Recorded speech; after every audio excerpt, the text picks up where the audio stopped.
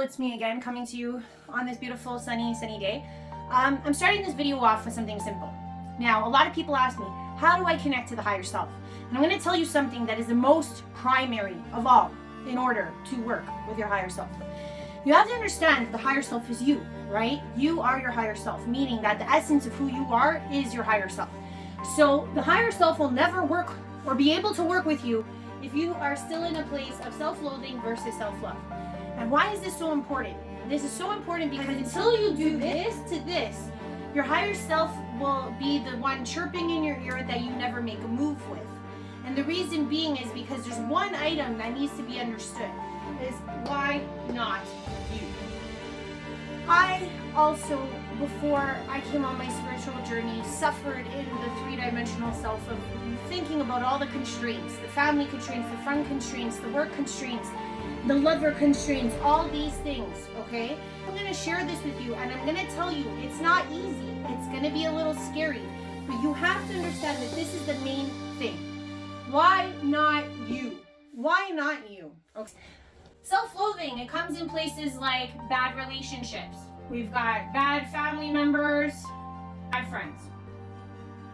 Now, what I want you to understand is that if you feel you have none of these, I think you're not telling yourself a true statement.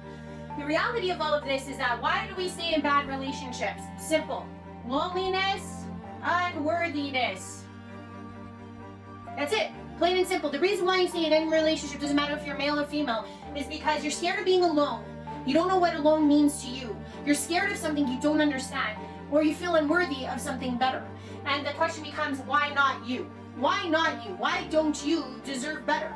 Why don't you deserve a person who loves you for who you are? This idea of finding somebody, not having to change who you are, is something that seems so simplistic, yet none of us do it. So the question becomes, why not you? What fear comes here is that your stability will be played with.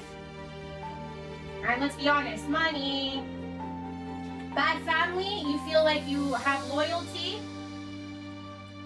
And you also are the scapegoat. Friends, scapegoats, and it kind of ties into the relationship thing where you don't want to be lonely and you are unworthy. These words will happen over and over again. If you want to connect with your higher self, you must eliminate all of these things first.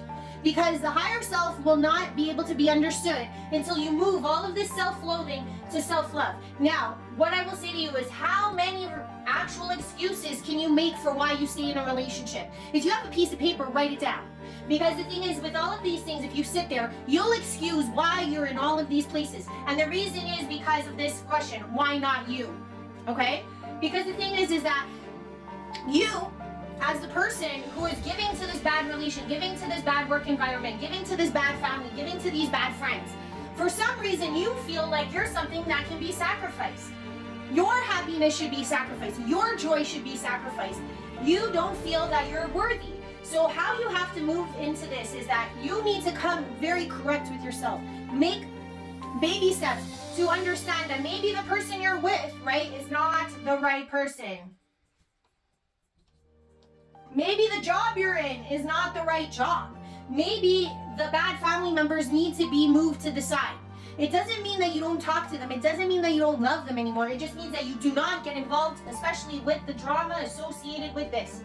Because you feel like you have to be loyal. You feel like you have to be the glue. Yet they treat you poorly. This is the truth. There's no excuses for that. Why are they allowed to be happy and you suffer? Why is it that they don't care about you as much? The you that has to come through is asking yourself, why not you? Why do you have bad friends? Find new friends.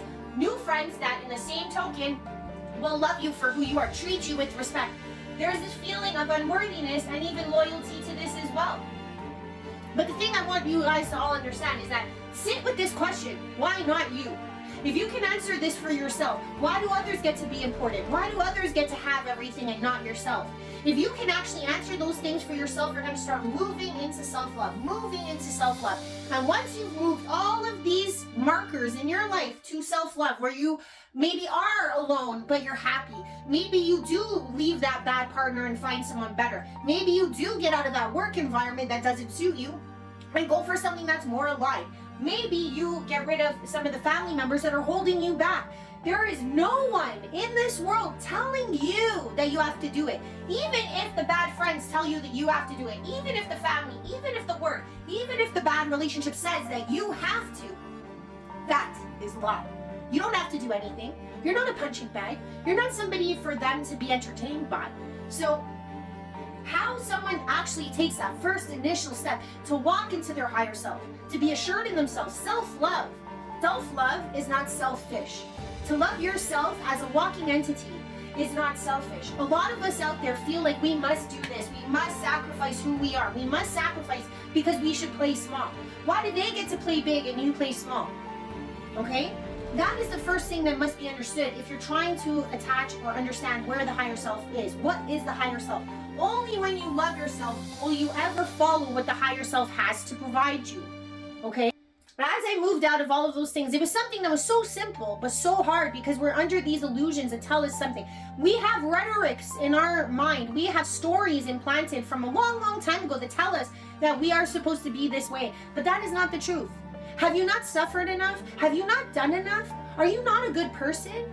Aren't you somebody who works really hard? Don't you deserve? And that is what the higher self is all about. Making you understand that you deserve it all, that you deserve the connection, that you deserve the friends, the family, the good job placement. The minute that you walk out of that self-loathing, self-defying place and you move into a place of self-love, you'll hear the higher self way clearer and you'll move in the rhythm of the higher self because the higher self is you.